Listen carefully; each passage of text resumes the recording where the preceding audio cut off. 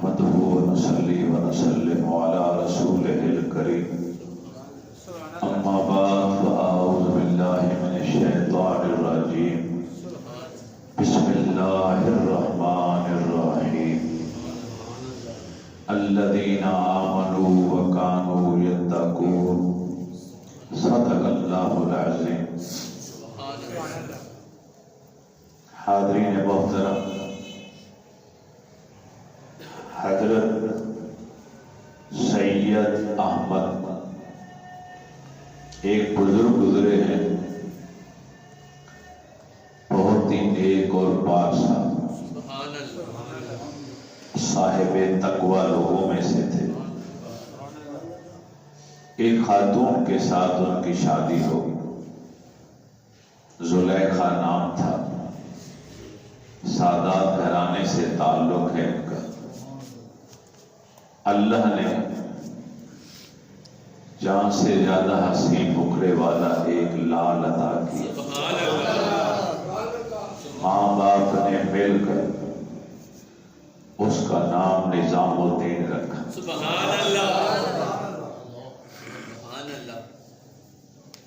والد کا سایہ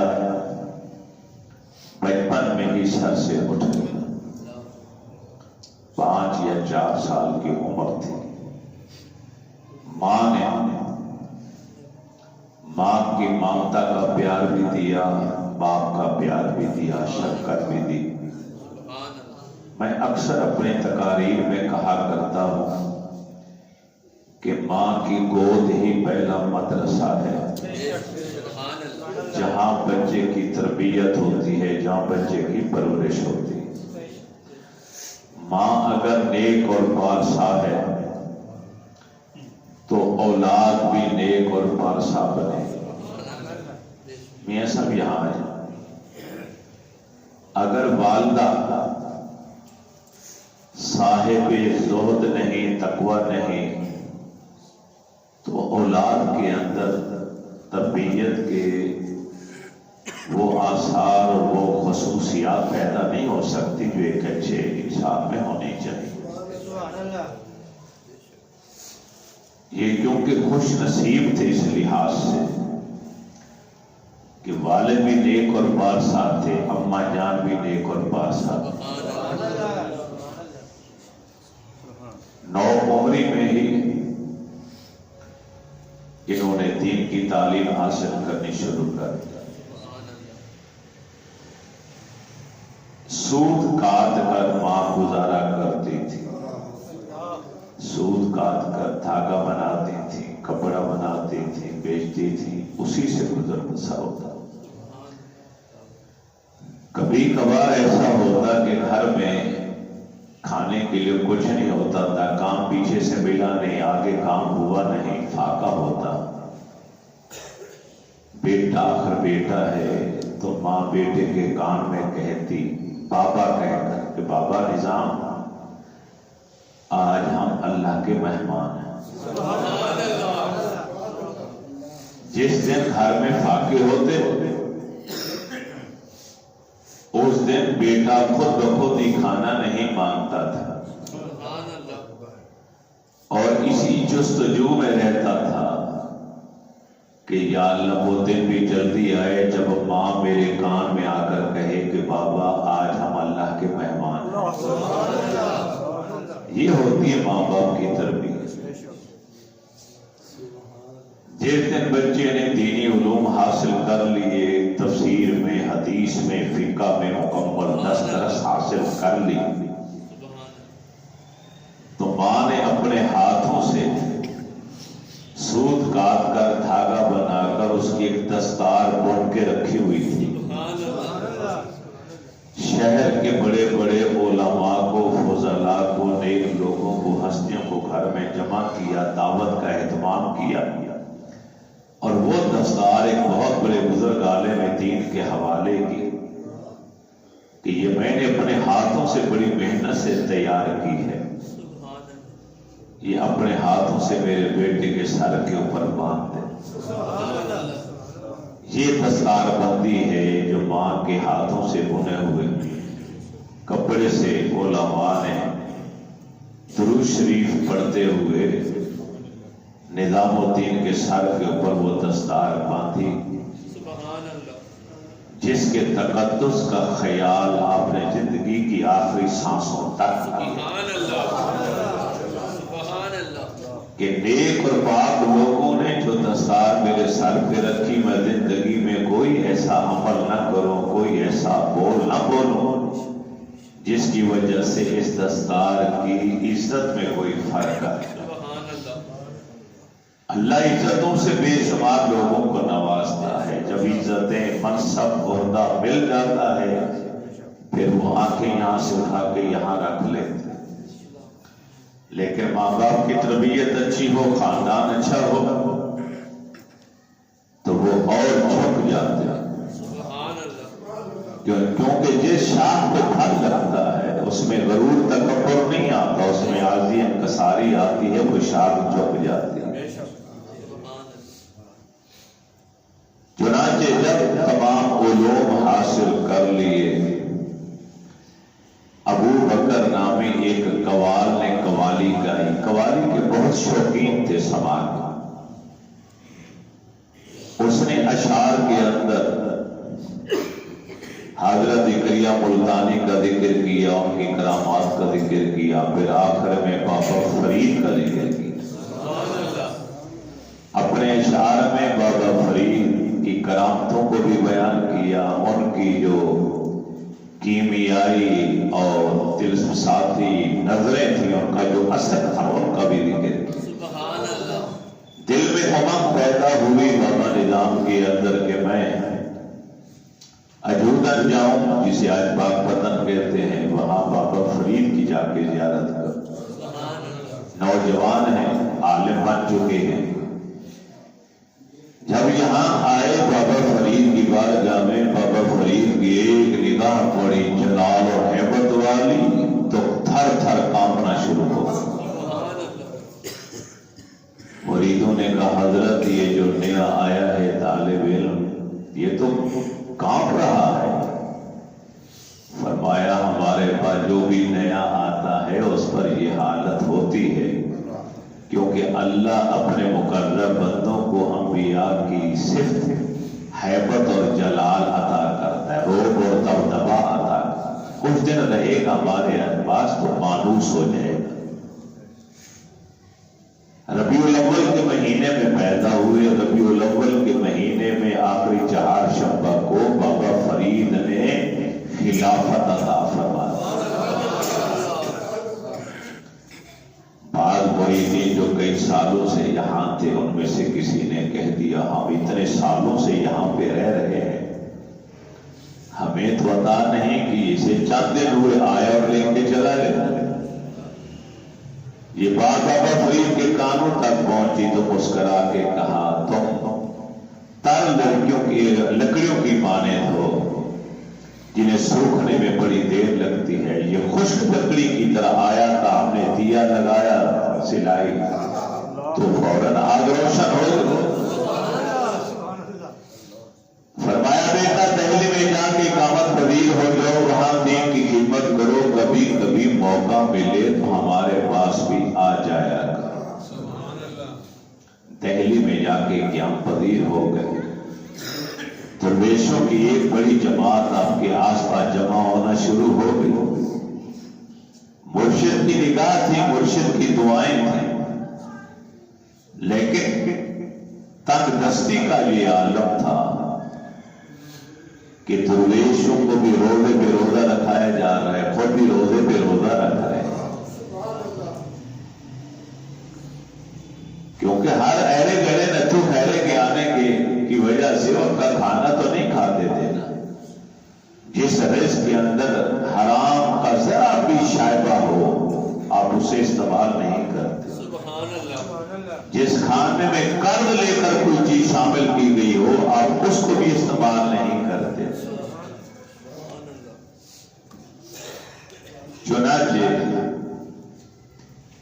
پڑوس میں ایک خاتون بڑھیا رہتی، وہ بھی چرخہ کاٹ کے گزارا کرتی تھی۔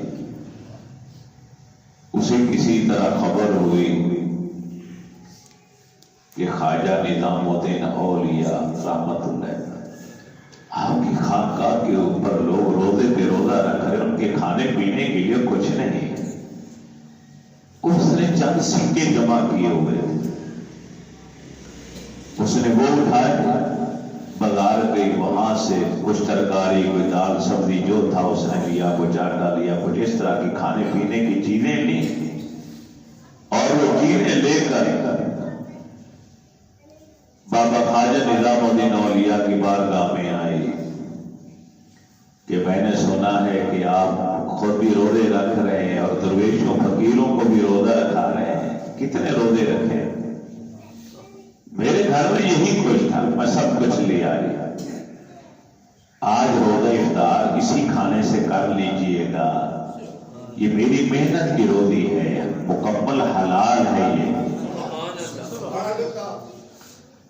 آپ نے اپنے مریدوں سے کہا چولہا جلاؤ، ہڈیاں رکھو اور یہ سب کچھ اس میں ڈال دو، پانی تھوڑا سا زیادہ ڈال دیں، ہو سکتا ہے کہ آج کوئی مہمان بھی آئے، ہو سکتا ہے کہ آج کوئی مہمان بھی آئے، ہڈیاں پکنا شروع ہو گئی، جوش آنے شروع ہو گئے، ابھی کچی پکی تھی وہ ترکاری، وہ سبزی، وہ ہانڈی، ایک ننگے ساتھ ننگے پاؤں درویش آیا، گدڑی پوش، جس پر جو لباس ہے وہ پھٹا ہوا ہے، کئی پیوند لگے ہوئے، بال پڑا گندا ہے، داڑھی کے، سر کے، مونچھوں کے، مجذوب نما، خانقاہ کے اندر داخل ہوا ہے، گواد لگا، یا نظام الدین جلدی لے کر آ، جو کوئی تیرے پاس ہے کھلا مجھے، میرے پاس زیادہ وقت نہیں نا، میں نے یہاں ٹھہرنے جا رہا، جو کچھ ہے لے کر آ مجھے کھلا۔ اب جو درویش تھے وہ ڈر گئے، کانپ گئے، یہ کون ہے؟ ننگے سر ننگے پاؤں،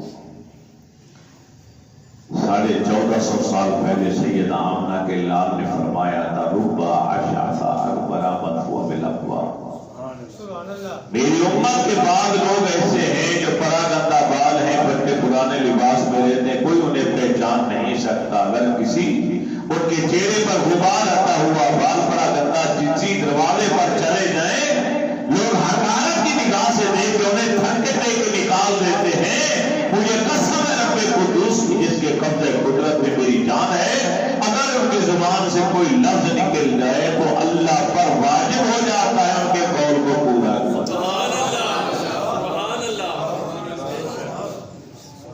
اسی صفت کا مالک یہ درویش آیا، اور آج کے اس نے دور میں لہجہ بڑا پرخت تھا، ظاہری طور پر سخت لہجہ، نظام جو کچھ بھی تیرے پاس ہے جلدی لے کر آ، میرے پاس زیادہ وقت ہے۔ حجرے سے خواجہ نظام الدین اولیاء ننگے پاؤں دوڑے چلے آئے تھے، یہ سارے اکٹھے ہو گئے، ہڈیاں پک رہی ہے سین کے اندر، فٹافٹ جب اس کے یہ جملے سنے تو آپ نے مسکرا کے کہا ابھی ہڈیاں پک رہی ہے، کچھ دیر لگے گی، ابھی تو سب کچھ کچا ہوگا، اطمینان سے بیٹھ جائیں اور اس کے بعد آپ کو کھانا پیش کرتے ہیں، میرے پاس وقت نہیں، میں جلدی میں ہوں، جیسی بھی ہے لے ہانڈی میرے پاس۔ ہانڈی کے قریب آ کر بیٹھ کے خواجہ نظام الدین اولیاء نے ہانڈی اٹھائی، گرما گرم اس کے سامنے رکھ دی، اس نے ڈھکن اٹھایا، اپنا ہاتھ ڈالا اور گرم کھولتی ہانڈی میں سے نکال کے کھانا شروع ہو۔ سارے یہ منظر دیکھ رہے تھے کہ جوش مارتی ہنڈیاں میں ہاتھ ڈالا، ہاتھوں کو کچھ نہیں ہو رہا، آگ حرارت تپش ہاتھوں کو نقصان نہیں پہنچا رہے، تھوڑا بہت جو کھانا تھا کھایا، کھانے کے بعد ہنڈیاں کو دونوں ہاتھوں سے پکڑا، دیوار پر دیا، ساری ہنڈیاں ٹوٹ گئی، جو درویشوں کا کھانا تھا جس سے روزہ افطار کرنا تھا اس کا بھی خاتمہ ہو۔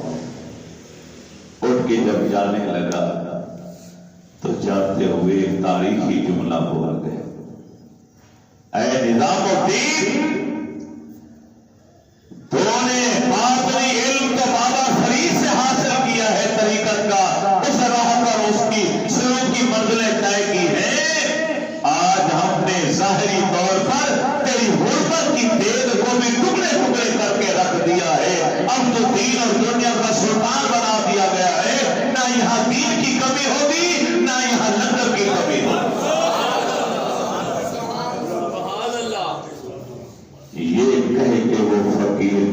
گئے، آنکھوں سے اوجھل ہو گئے۔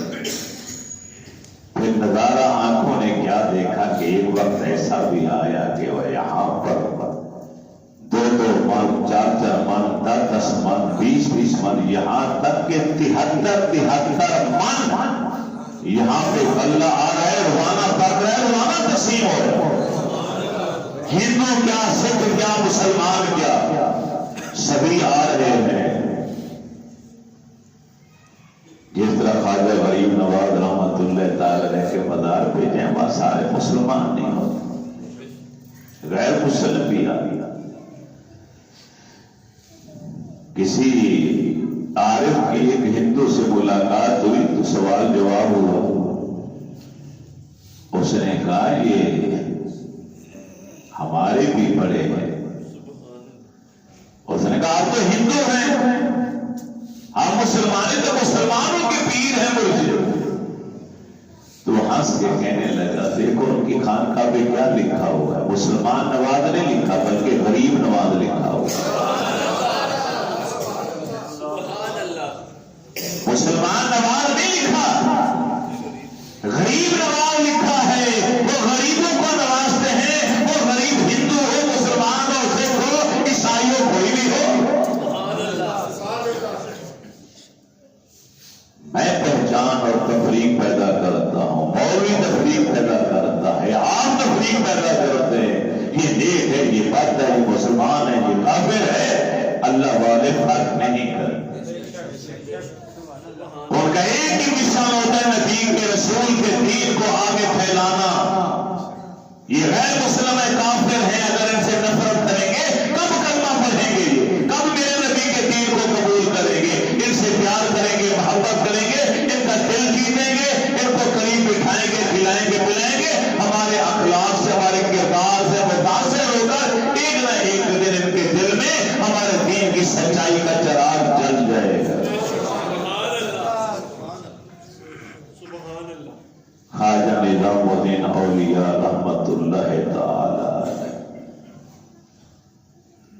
جب بابا فرید الدین گنج شکر کے ساتھ ایک بار کشتی پہ سوار ہو کے جا رہے تھے تو بابا فرید نے، مرشد نے کہا بیٹا کوشش کرنا کہ زیادہ اوقات روزے کی حالت میں رہنا، نماز اور دوری عبادات سے آدھا فاصلہ طے ہوتا ہے، تمام عبادات سے، اور منزل تک پہنچنے کے لیے طریقت کی راہ کی تمام سلوک کی منزلیں طے کرنے کے لیے روزہ ایک ایسی عبادت ہے کہ اس ایک عبادت سے آدھا فاصلہ مکمل ہو جاتا ہے۔ بڑے بڑے بادشاہ چلے آ رہے ہیں، آپ کو محبوب الہی کہا جا، شہرت زیادہ ہو گئی، دور دور تک آپ کا نام، آپ کا طوطی بولنے لگے۔ سعودی عربیہ تک باتیں نظام الدین کی ہو رہی، مکے اور مدینے میں حرم پاک کے نظام الدین کے تذکرے ہو رہے، وہاں پر بیت اللہ شریف کے آس پاس رہنے والوں نے ایک جملہ کہنا شروع کر دیا، یہ کیسا اللہ کا ولی ہے، پورے بڑے صغیر میں اس کا نام ہے، نیک نامی ہے، لیکن وہ کبھی اللہ کے گھر کی زیارت کے لیے نہیں آیا، نہ حج کرنے آیا، نہ عمرہ کرنے آیا۔ اس وقت تو حج کے لیے لوگ جاتے تھے، عمرے کی نیت سے نہیں جاتے تھے، حج کی نیت سے جاتے تھے، عمرہ بھی کر لیتے تھے، حج بھی کر لیتے تھے، پیدل سفر ہوتا تھا، سواریوں پہ سفر ہوتا تھا، ہوائی جہاز تھا نہیں۔ اب تو اتنی آسانی پیدا ہوگی کہ اب ہر تیسرے چوتھے ایک آدمی کے بارے میں پتا چلا، وہ ہر جمعے کی نماز مسجد نبی شریف میں جا کے پڑھتا ہے، پاکستان کا رہنے والا، پیسہ آ گیا، سہولت آ گئی، ہوائی جہاز آ گیا، ملٹیپل ویزے ان کے پاس ہے، نکل کر آیا، نکل گئے اور وہاں نماز پڑھی واپس آ گئے۔ اس وقت پیدل چلتے تھے، یا یہ گھوڑا ہے، اونٹ ہے، دراز گوش ہے، خچر ہے، ان کے اوپر سواری ہوتی ہے۔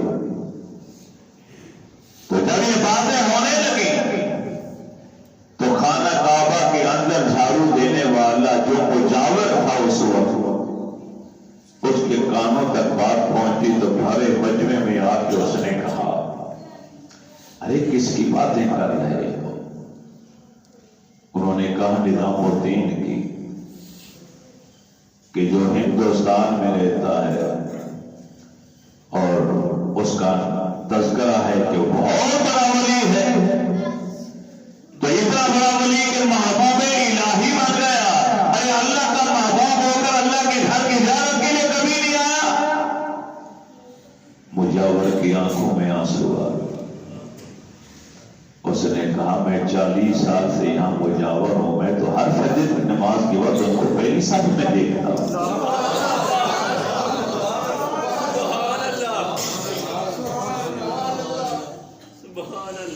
میں یہاں جھاڑو دیتا ہوں، میں یہاں صفائی کرتا ہوں، پہلی صف کے اندر خواجہ نظام الدین اولیاء کو میں روزانہ بلا ناغہ نماز فجر یہاں ادا کرتے ہوئے پاتا ہوں۔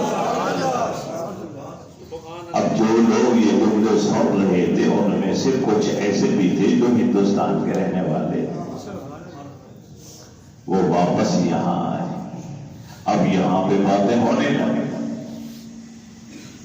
ان کا خادم خاص فجر کی نماز سے پہلے 1 گجر پانی کا لوٹا بھر کے ان کے حجرے کے پاس آیا، آواز دی کہ حضرت میں پانی لے آیا ہوں، نماز فجر کا وقت ہوا جاتا ہے، اٹھیے پانی لیجیے، وضو کیجیے۔ اندر سے جواب نہ آیا۔ پہلے وہ رات کو پانی رکھ دیا کرتا تھا، جب باتیں لوگوں کی سنی تو اس کے اندر تجسس ہوا، آج میں فجر کی نماز سے پہلے پانی خود لے کر جاؤں گا، دیکھوں گا ہے کہ نہیں۔ آواز دی تو جواب نہ آیا، کمرے کے اندر جھانکا تو کمرہ خالی، آس پاس دیکھا کہیں بھی نہیں، چھت کے اوپر دیکھا کہیں بھی نہیں۔ اب پریشان ہو کے بیٹھ گئے گا کہ لوگ باتیں صحیح کہتے ہیں کہ آپ فجر کی نماز کعبے میں پڑھتے ہیں، خادم خاص تو میں ہوں، میں نے کبھی غور ہی نہیں کیا، رات کو پانی رکھ چھوڑتا ہوں۔ کافی دیر کے بعد کمرے کے اندر سے آواز آئی، ارے پانی لے آئے ہو؟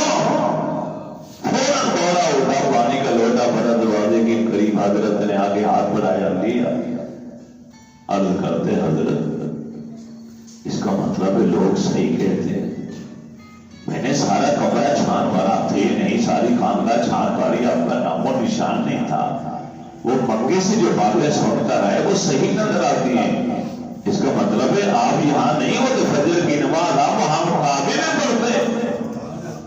اتنا سنا تو بابا نظام الدین اولیاء کی آنکھیں پر نم ہو روتے ہوئے کہا ارے نظام الدین کے اندر اتنی ہمت طاقت کہاں سے آئی کہ وہ کعبے میں جا کے نماز پڑھے؟ یہ تو کرم ہے میرے رب کا جو روزانہ بلا ناغہ سواری بھیج دیتا ہے اور وہ چند منٹوں میں مجھے وہاں لے جاتی ہے، نماز کے بعد مجھے یہاں چھوڑ جاتی ہے۔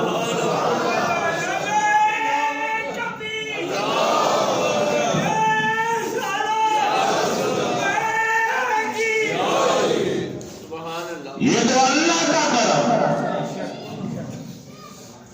کیونکہ اللہ رب العزت کے جب لوگ مقرب ہو جاتے ہیں، مقبول ہو جاتے ہیں، اس کے ولی اس کے قریب ہو جاتے ہیں، اپنا تن من دھن سب کچھ اپنی پوری حیاتی رب کے نام کر دیتے ہیں، تو پھر رب کی رحمت یہ تقاضا کرتی ہے کہ میں اپنے بندوں کے دلوں میں اس کی محبت ڈالوں، ان کے دل اس کی طرف کھینچے چلے آئے، وہ جنگل میں بیٹھا ہو یا پہاڑ کی غار میں بیٹھا ہو یا کہیں بھی بیٹھا ہو، لوگوں کے دل مقناطیس جیسا لوہے کو کھینچتا، لوگوں کے دل کھینچے چلے گئے۔ کئی لوگ روزانہ داتا صاحب جا رہے ہیں سلام کرنے، کئی ایسے ہیں جن کی روٹین ہے 25 سال ہو گئے۔ ایک شخص کو میں ملا، اس نے کہا مجھے 25-30 سال ہو گئے، میں ہر جمعرات کو ننگے پاؤں داتا صاحب حاضری ضرور دیتا ہوں۔ بھئی کسی نے اعلان کیا، کسی نے مجبور کیا، کیوں جاتا؟ یہ اللہ کی طرف سے ہوتا ہے. اللہ بندوں کے دلوں میں محبت ڈالتا ہے.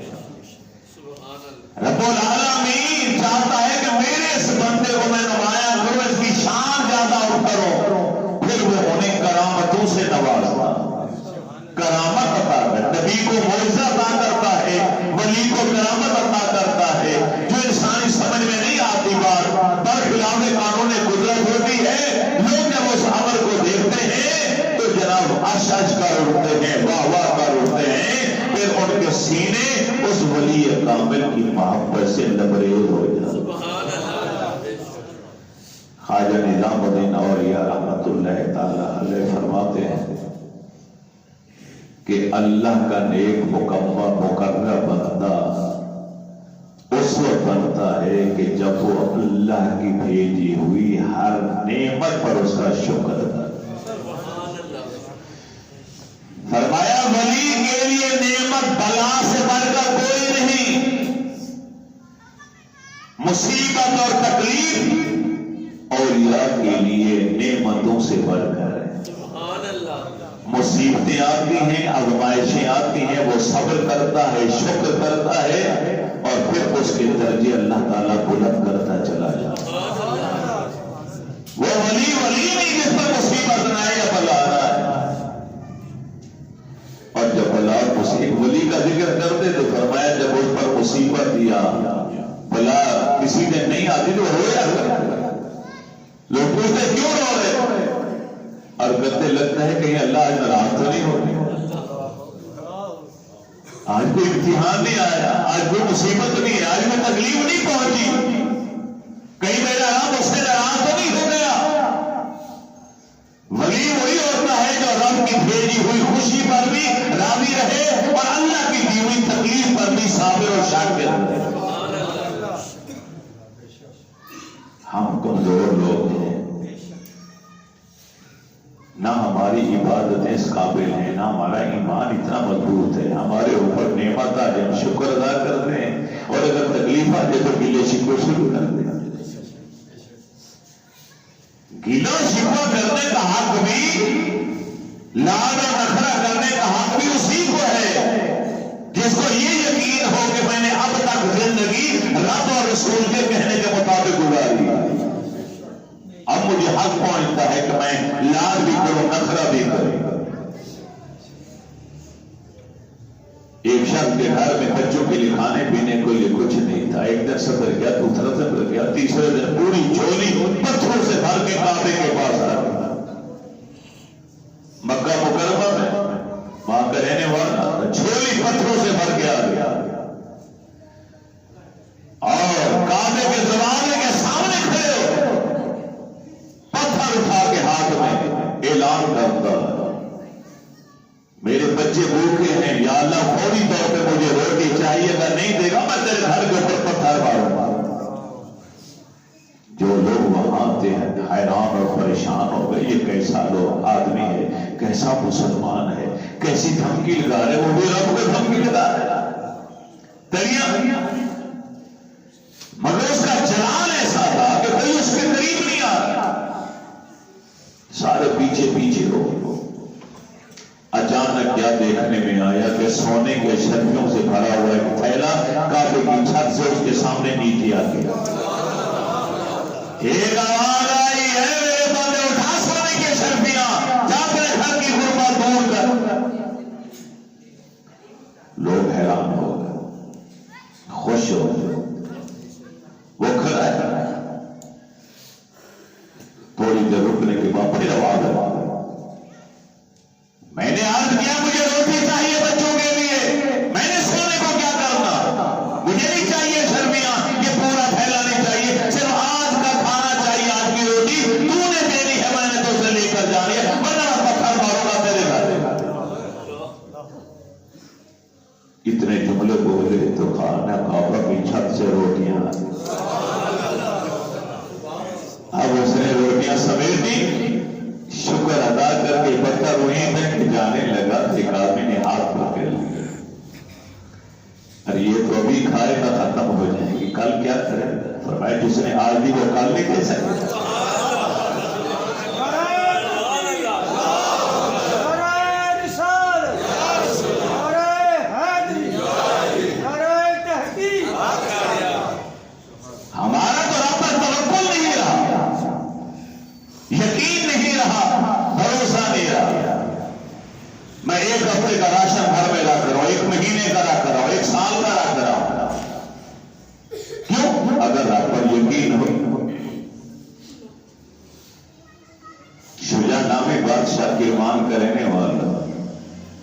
چھوٹی بیٹی ہے اس کو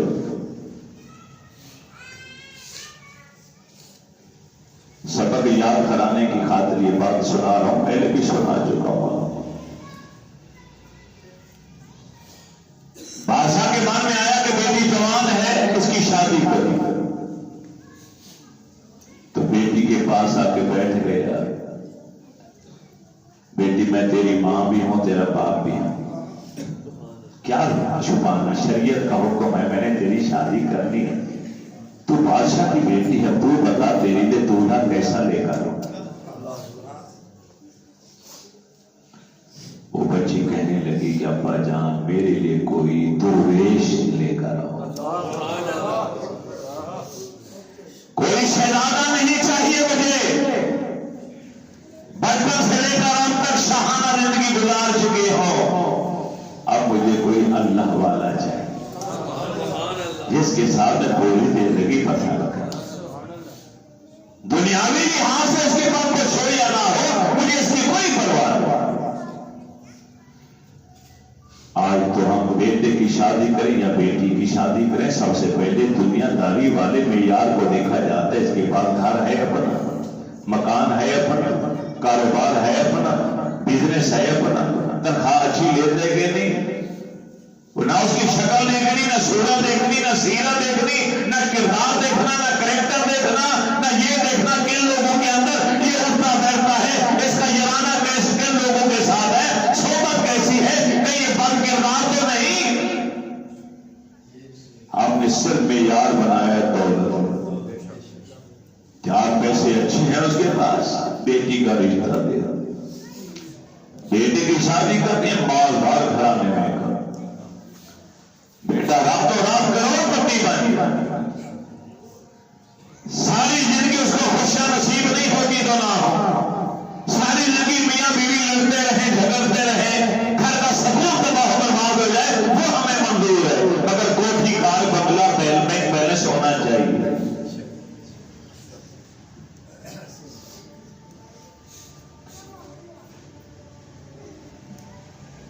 شجاع نامی بادشاہ بیٹی سے پوچھتا، بیٹی کے لیے ابا جان میرے لیے دولہا کوئی شہزادہ نہیں تلاش کرنا، کوئی درویش اللہ والا تلاش کرنا۔ نیک بچی تھی، بادشاہ بھی نیک تھا، ولیوں والی صفات تھی بادشاہ کیا، ساری رات مسلح پہ کھڑا رہے، تربیت جیسے ماں باپ مسلح پر کھڑے رہے، بیٹی بھی بچے بھی، آخر تربیت تو ماں باپ کی ہے نا۔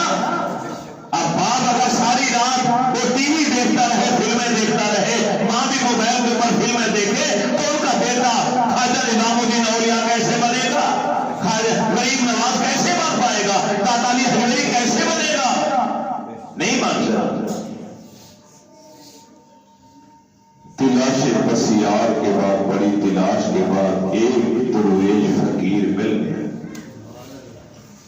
اس سے سادگی کے ساتھ نکاح پڑھا۔ بیٹی کی خواہش تھی کہ میرا ہاتھ اس کے ہاتھوں میں دے دو اور محل سے نکال دو، ہمیں کچھ نہیں چاہیے، اس نے بھی کہا مجھے کچھ نہیں چاہیے۔ اب بادشاہ کی بیٹی کا ہاتھ پکڑ کر دولہا، جس کے پھٹے پرانے کپڑے ہیں، پیوند لگے ہوئے ہیں، پھٹی پرانی جوتی ہے، ننگے سر ہے، درویش فقیر مانگنے والا، شہر سے نکلا، جنگل کی طرف، اس کی جھونپڑی تھی، وہاں چلا اپنی جھونپڑی کے اندر داخل ہوئے، پرانی چٹائی بچھی ہوئی ہے اور کچھ تھا نہیں گھر کے اندر، گھر تو اسے کہے نا، ایک جھونپڑی ہے، آشیانہ ہے، اسے کہا کہ چٹائی کے اوپر بیٹھو، میں تیرے لیے کھانے کا انتظام کر۔ بادشاہ کی بیٹی چٹائی پر بیٹھی، اپنا ہاتھ جوتے کے اوپر رکھا، بھی ایک پاؤں سے موت اتارنے لگی تھی کہ اس کی نظر کونے میں رکھی ہوئی 2 روٹیوں پر پڑ گئی۔ وہاں سے سوال کرتی ہے، یہ آپ کے خیمے کے اندر، جھونپڑی کے اندر یہ 2 روٹیاں جو سوکھ چکی ہیں، یہ کیسی ہیں؟ اس نے کہا رات اللہ تعالیٰ نے بھیج دی تھی، تو میں نے ایک کھا لی اور ایک رہنے دی، ایک ہی روٹی، ایک کھا لی اور ایک رہنے دی۔ آج اللہ تعالیٰ نے شاید تیری قسمت میں لکھی رکھی تھی، تیرے ساتھ شادی ہو گئی، اب میں پانی لے آتا ہوں تو آدھی روٹی سونی پانی میں بھگو کے تو کھا لے، آدھی میں کھا لیتا ہوں، تیرے لیے میں نے بچا کے رکھی۔ اس بچے کی چیخ نکل گئی، زار کرتا روئی، یا اللہ میں کہاں جو میرے ساتھ فرار ہو گیا، میرے ساتھ دھوکا ہو گیا، میں نے باپ سے کہا تھا کوئی درویش اللہ والا لے کر آنا، ارے یہ تو جانوروں سے بھی بدتر نکلا۔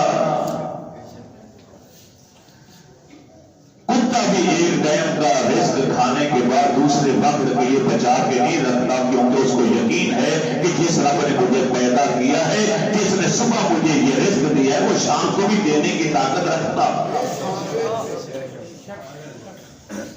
انسان ہو کر، اشرف المخلوقات ہو کر رب پر توکل چھوڑ دیا، بھروسہ چھوڑ دیا، یقین چھوڑ دیا۔ کیا تمہیں اتنا بھی یقین نہیں تھا کہ جس رب نے رات یہ 2 روٹیاں بھیجی ہیں، آج اگر میں آئی ہوں تو وہ قادر مطلق خالق رزق دینے کا وعدہ کر چکا ہے، وہ آج بھی تازہ کھانا تیرے لیے بھی بھیج سکتا تھا، میرے لیے بھی بھیج سکتا تھا۔ بھروسہ ہونا ہونا،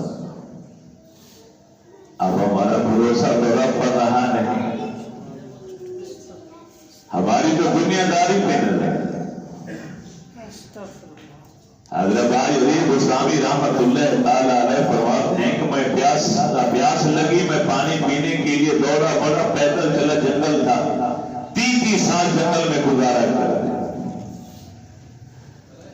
ایک کنواں مجھے نظر آیا، میں کنویں کے پاس آیا تو میں نے دیکھا پانی نیچے ہے، میں نے کہا یا اللہ پیاس بڑی لگی، پانی پیوں تو کیسے پیوں، ادھر دیکھا نہ رسی نہ ڈول، کچھ بھی نہیں۔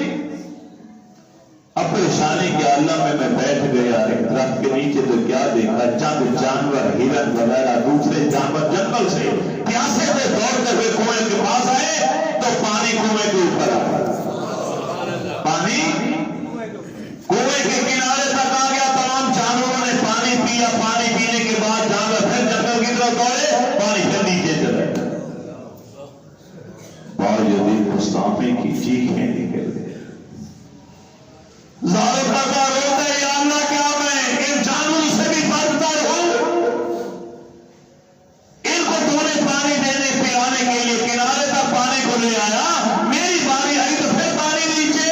ایک آواز آئی، اے باعزیر، ارے تیری نظر ڈول اور رسی کی طرف تھی اور ان کا توقع صرف میری ذات کے اوپر۔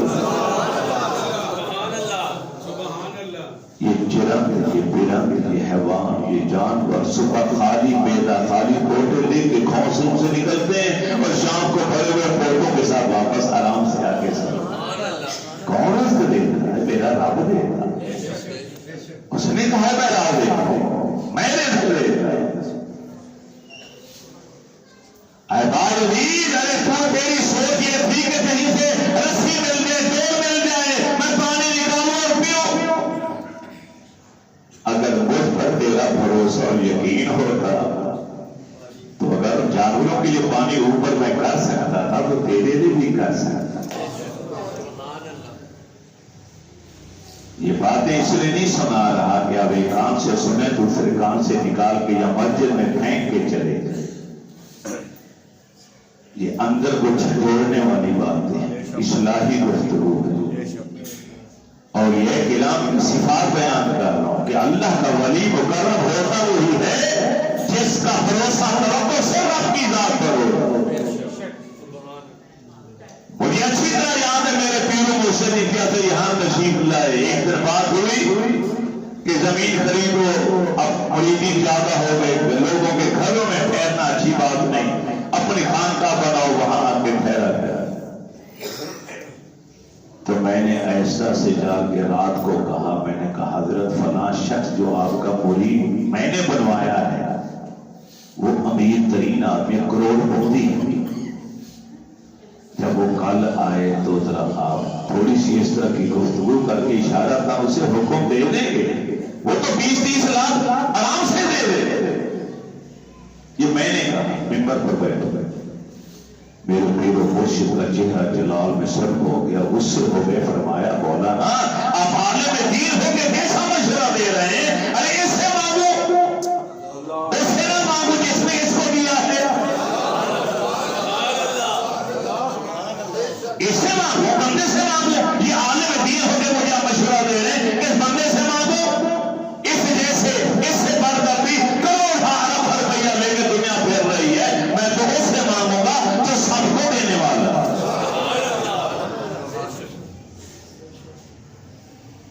ہمارا بھروسہ رب پر کتنا ہے؟ 91 سال کی عمر ہے خواجہ نظام الدین اولیاء رحمت اللہ تعالی.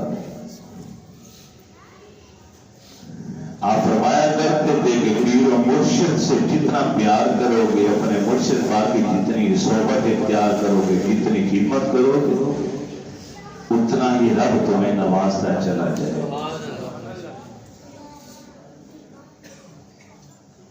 امیر خسرو کا مرید کسی بادشاہ کے یہاں مشاہدہ پڑھ کے آ رہا تھا، بڑے انعام و اکرام والوں دولت لے کر.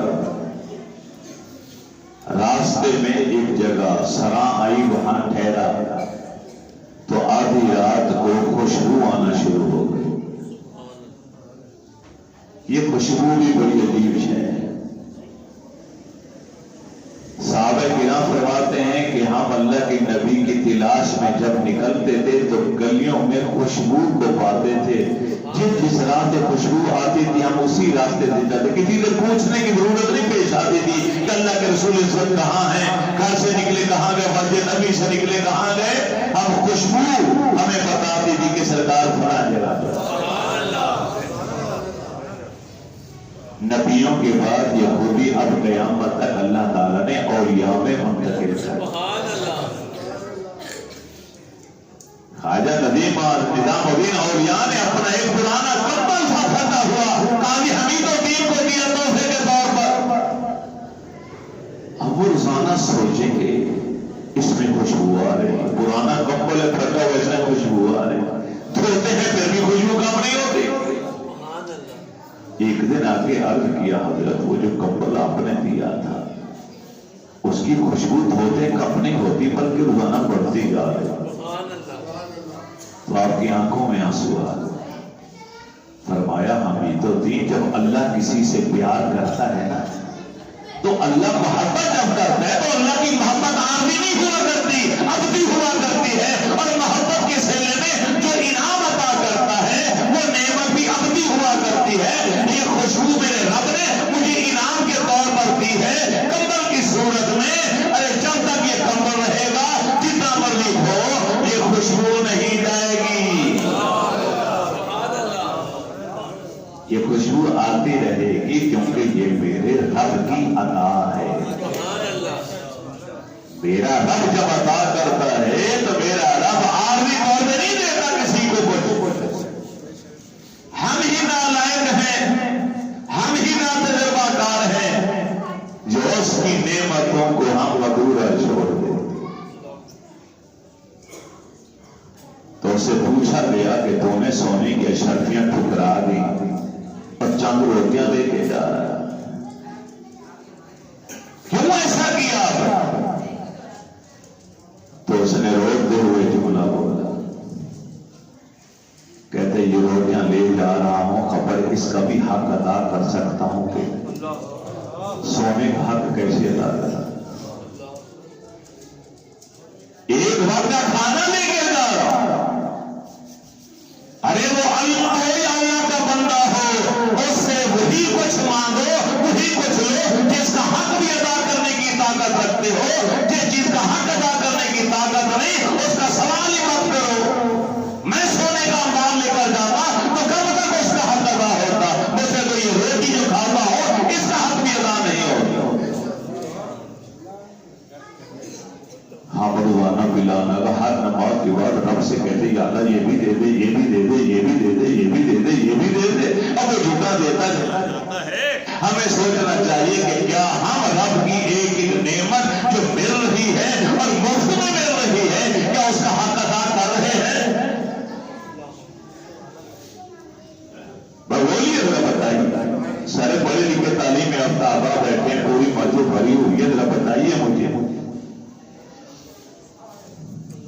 اب یہاں ایک بات میں آئی بڑی پیاری سی. ایک اللہ کے ولی دعا مانگا کرتے تھے, یا اللہ تو نے مجھے مفت میں پیدا کیا, خلقتنی مجانا,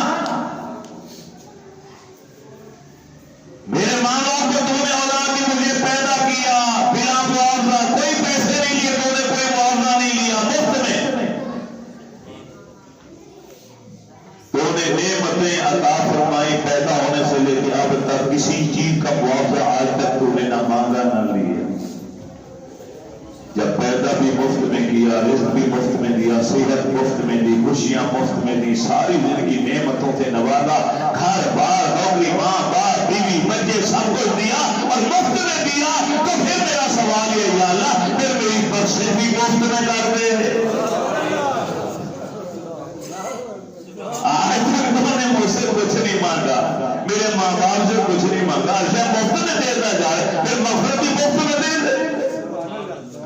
یہ اپنا اپنا انداز ہوتا ہے اپنے رب سے بات کرنے کا.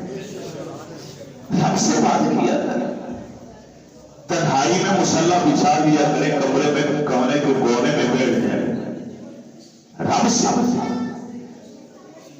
رب سے کائنات کی ایک ایک شے مانگتے ہیں, مگر کبھی ہم نے رب سے رب کو نہیں مانگا. یہ جملہ اوپر سے گزر گئی, سمجھ نہیں آئی. ایسا ہے رب سے سب کچھ مانگتے ہیں, مگر رب سے کبھی ہم نے رب کو نہیں مانگا. محمود غزنوی کے ساتھیوں نے, نوکروں نے, خادموں نے ایاز کے اوپر سوال اٹھا دیا کہ ایاز اتنا قریب ہے, اتنا مقام آپ نے دے رکھا ہے, فلاں نہیں یہ وہ. ایک دن آپ نے امتحان لی, ایک تھیلی منگوائی جس میں ہیرے جواہرات تھے, اس طرح آپ نے کھول کے نہ ہیرے جواہرات پھینک دیں, انہیں سارے بکھرے. نوکر خادموں سے کہا یہ سب تمہارے ہیں, اٹھا لو جو جتنا اٹھا سکتا ہے. سارے دوڑ پڑے اور اٹھانا شروع کر. جب سب اٹھا لیے تو وہ دیکھا ایاز محمود غزنوی کے پیچھے کھڑا ہے. انہوں نے کہا بادشاہ پہلے کہا کرتے تھے بیوقوف ہم آ گئے جس کو آپ نے اتنا بڑا مقام میں کوئی بات کیا ہوا ہے, عقل مند ہوتا آپ کے حکم پر یہ ہیرے جواہرات نہ اٹھاتا. محمود نے دیکھا ایاز بول جواب تھا, ہاتھ باندھ کے کہتے جن کو ہیرے چاہیے تھے وہ ہیرے اٹھا لیں, مجھے ہیروں والا چاہیے تھا, میں اس کے پاس. ارے رب سے ہر شے مانگتے ہو, رب سے رب کو کیوں نہیں مانگتے؟ من کان للہ کان اللہ لہو, حدیث قدسی ہے, میرے نبی نے فرمایا جو اللہ کا ہو جاتا ہے پھر اللہ اسی کا ہو جاتا ہے. تم رب کے بن کے تو دیکھو, نہ ہم رب کے بن سکے نہ رب کے حبیب کے بن سکے, پھر بھی میں مسلمان ہوں, عاشق رسول ہوں, مجھ سے بڑا دینی مذہبی آدمی کوئی نہیں. اللہ کا درویش نماز پڑھ رہا ہے, مگر اس کی بکروں کی رکھوالی بھیڑی اور جنگل کے شیر کر رہے تھے. دیکھنے والا دیکھ کے حیران ہو گیا, میں نے تو سنا تھا کہ بھیڑیا بکری کو اٹھا کر لے جاتا ہے, مگر یہ تو سیکورٹی گارڈ بنے ہوئے ہیں. ریور کا مالک نماز پڑھ رہا ہے, مگر ریور کی حفاظت بھیڑیے کر رہے ہیں, شیر کر رہے ہیں. قریب آیا, انہوں نے سلام پھیرا, دعا سلام ہوئی تو اسے رہا نہ گیا. اس نے پوچھا یہ کیا ماجرا ہے, کیا کہانی ہے؟ یہ آپ کی بکریوں کی حفاظت کرنے کے بھیڑیے لگے, جنگل کے شیر لگے, بجائے کھانے کے اٹھانے کے. اس اللہ والے نے مسکرا کے کہا جب سے میں نے اپنے رب سے صلح کر لی ہے, جنگل کے ہر بوڑھی جانور نے میرے جانوروں تک صلح کر لی. ہی محمد سے وفا تمہیں تو ہم دے رہے ہیں, یہ جہاں چیز ہے کیا لوہ قلم دے رہے ہیں. 91 سال کی عمر میں آپ بیمار ہوئے, پھر آپ کی طبیعت نہ سنبھلی.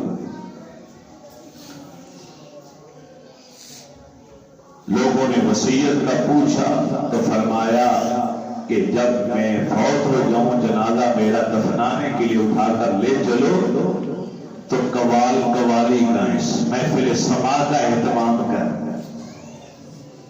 پھر مسکرا کے کہا کہ بزرگ چشتیہ سلسلے کے تھے، انہوں نے بھی ایسی وصیت کی تھی.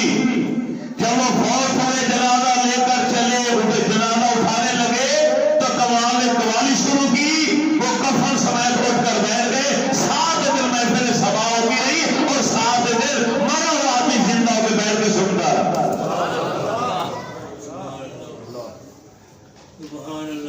ربیع الاول کا مہینہ آخری بدھ، ربیع الاول میں آئے بدھ والے دن ربیع الاول میں آخری بدھ کو واپس چلے. جب آپ کی روح پرواز کر گئی، پرواز کرنے سے پہلے آخری ملاقات آپ سے کی ملتان والے شاہ رکن الدین رحمت اللہ تعالی.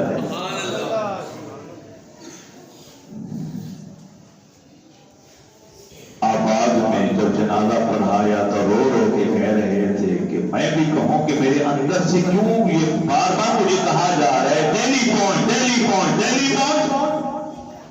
اللہ شاید مجھ سے یہ عظیم کام لینا چاہتا تھا کہ محبوب الہی کی نماز جنازہ مجھ سے پڑھوانی. جب جنازہ لے کر چلے پورا بھارت انڈیا مسلمان سارے مومن آئے تو راستے میں کسی طوائف کا کوٹا بھی تھا جو اپنے بالا خانے میں کھڑی ہو کر غزل گا رہی تھی، امیر خسرو کا کلام گا رہی تھی، جو خواجہ نظام الدین اولیاء کا مرید خاص تھا. فرمایا اگر شریعت اجازت دیتی منع نہ کرتی تو میں وصیت کرتا کہ امیر خسرو کو بھی میری قبر میں میری الہات میرے ساتھ دفن کیا گیا. جب لے کر جا رہے تھے تو اس نے امیر خسرو کا کلام پڑھا. وہ کلام ایسا تھا اپنے مرید خاص کا کہ لوگوں نے کیا دیکھا کہ کفن سے آپ کا ہاتھ باہر آ گیا، یکدم ہاتھ باہر آ گیا. تھوڑا جنازہ رکھ دیا گیا. شاہ رکن الدین ملتانی رحمت اللہ تعالی توڑ کے دروازے کھٹکھٹائے اور اس گویا سے کہا گانے والی سے بس کر خاموش ہو جا، اب تمہارا کوئی شعر نہ کہنا. خدشہ تھا کہ اگر یہ اسی طرح گاتی رہی تو آپ تو اٹھ کر بیٹھ جائیں. قانون قدرت پورا ہو چکا ہے، اب یہ تماشا نہیں ہونا چاہیے. دہلی کے اندر آپ کا مزار ہے. اللہ تعالیٰ کی کروڑ رحمتیں نازل ہوں آپ کے مزار پرانوار پر. اللہ کے سچے سچے انسان تھے جن کی سیرت سے چند باتیں میں نے آنے والی آئندہ جمعرات کو بند میں غوثیہ کے زیر اہتمام تنظیم علماء اہل سنت کی زیر